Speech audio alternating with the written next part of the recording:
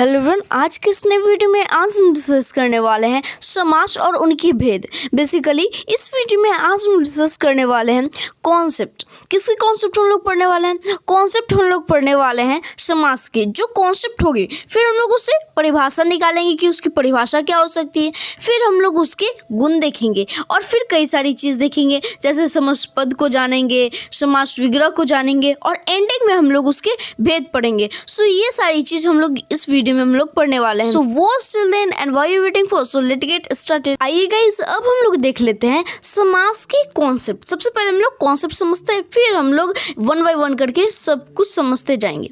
सबसे पहले हम लोग देखते हैं कि समास का अर्थ क्या होता है।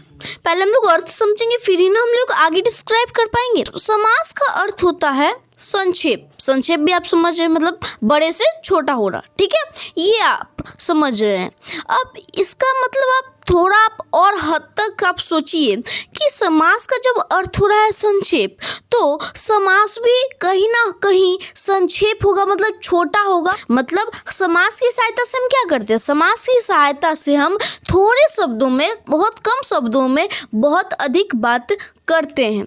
हम लोग एक एग्जाम्पल लेते हैं, जैसे हम लोग लिए गंगा जल, ठीक है। अब यहाँ पे आप इसे खंडित कीजिएगा, बाद में मैं आपको खंडित करना भी समझाऊंगा, लेकिन अभी आप समझिए। जब मैं इसे खंडित करूंगा तो क्या होगा? गंगा का जल, ठीक है। अब ये गंगा का जल, इसे मैंने एक पद में क्या कर दिया? गंगा जल कर दिया। गंगा जल से हम छोटे से शब्दों में कहीं हद तक जा रहे हैं उसके बातों में, इसलिए ये हुआ क्या? ये हुआ समास। एक तरह से हम कहें तो समास जो है ना, हमारा कहीं ना कहीं टाइम को सेव करता है। आपको भी समझ में अब बात आ ही रही होगी कि समास का क्या होता है। ये हुई इसकी कॉन्सेप्ट। चलिए अब हम लोग इसकी डेफिनेशन पे बढ़ लेते हैं, इसकी परिभाषा क्या होती है। सो हम लोग इसे परिभाषा क्या निकाल सकते हैं? हम लोग परिभाषा निकाल सकते हैं ना कि दो या अधिक पदों का अपने विभक्ति चिन्हों को छोड़कर एक पद हो जाना समास कहलाता है। जैसे हम लोग एक एग्जांपल लिए, गंगा का जल लिए। हम लोग यहाँ पे दो पद है, एक है गंगा, तीन पद है यहाँ पे गंगा का जल। यहाँ पे हम लोग दो ऐसे पद उठाए साइड साइड से, हम लोग एक ने लिया गंगा और एक मैंने लिया जल। अब यहाँ पे विभक्ति चिन्ह जो का है, का मैंने इसको छोड़ दिया और आपस में साइड को मैंने रख दिया, तो मैंने क्या पाया? मैंने पाया गंगा जल। गंगा का जल को एक शब्द में मैंने बना दिया गंगा जल, इसीलिए ये परिभाषा होगी। मतलब दो पद होगी, उसके जो विभक्ति चिन्ह होगी उसको मैंने छोड़ दूंगा, मैं उससे छोड़ दूंगा और एक पद मैं कर दूंगा, तो वो हो जाएगा समास। ठीक है, आपको ये समझ में आ गई होगी कि उसकी कॉन्सेप्ट समझ में आ गई होगी और उसकी परिभाषा भी समझ में आ गई होगी। कॉन्सेप्ट से ही हम लोग परिभाषा निकाले हैं। सो ये बात हो गई। अब हम लोग इसके गुण पे चलते हैं कि प्रॉपर्टीज क्या होती है। सबसे इसका पहला प्रॉपर्टीज होती है कि जो समास होते हैं ना, कम से कम मिनिमम ये दो पद का होगा। समझ में आ रही होगी कि जैसे हम लोग लिए ना गंगा जल, इसमें तो दो पद है ना, मिनिमम मैं बोल रहा हूँ, मिनिमम। मैक्सिमम तो 3 4 5 6 7 भी जा सकता है, लेकिन मिनिमम 2 हो सकते हैं। इसे हम बोल सकते हैं समास में कम से कम 2 पदों का योग होता है, मतलब 2 पद वहाँ पे जुड़ते हैं। ठीक है, अब आगे बात आती है।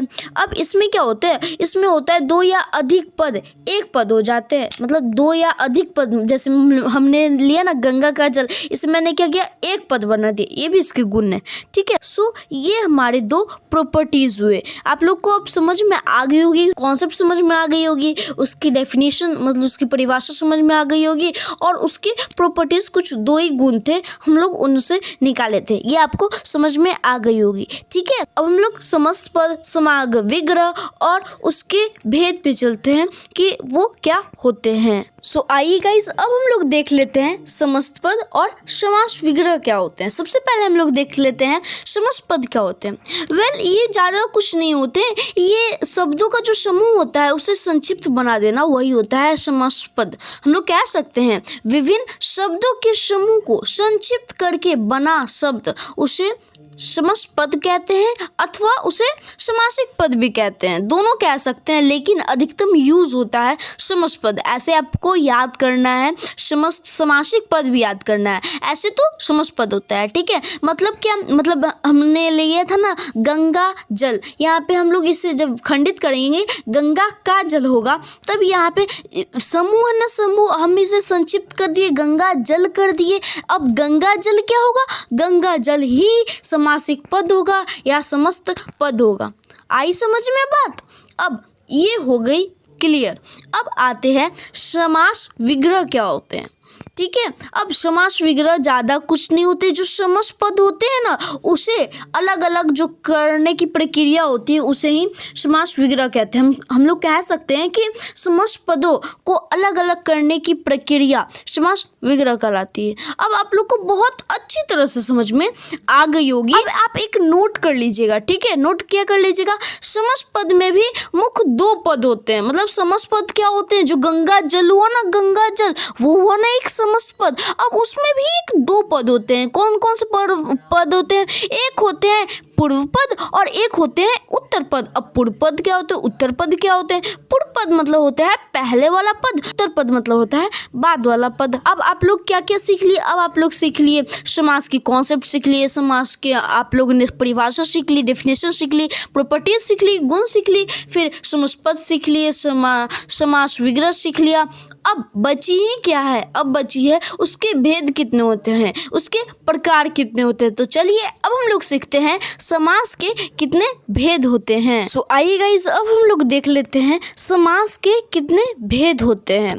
सो जनरली समास के 6 भेद होते हैं। सबसे पहला है अव्ययी भाव समास, दूसरा है तत्पुरुष समास, तीसरा है द्विगु समास, चौथा है द्वंद्व समास और पांचवा है कर्मधारय समास और छठा मतलब जो आखिरी समास है वो है बहुव्रीहि समास। सो ये सारे जो हमारे टाइप है ना, मतलब जो सारे भेद है, इसे हम अपकमिंग वीडियोस में इसे 1 बाय 1 करके हम लोग इसे पढ़ेंगे।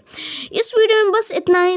यदि आपको समास की कॉन्सेप्ट, डेफिनेशन, उसके प्रॉपर्टीज, समस्त पद, समास विग्रह और उसके टाइप समझ में आई होगी तो इस वीडियो को कीजिएगा लाइक, और हमारे चैनल पर नए हैं तो सब्सक्राइब करके बेल नोटिफिकेशन को दबा दीजिएगा। सो अब लोग नेक्स्ट वीडियो में 1 बाय 1 करके इस सभी को सीखेंगे।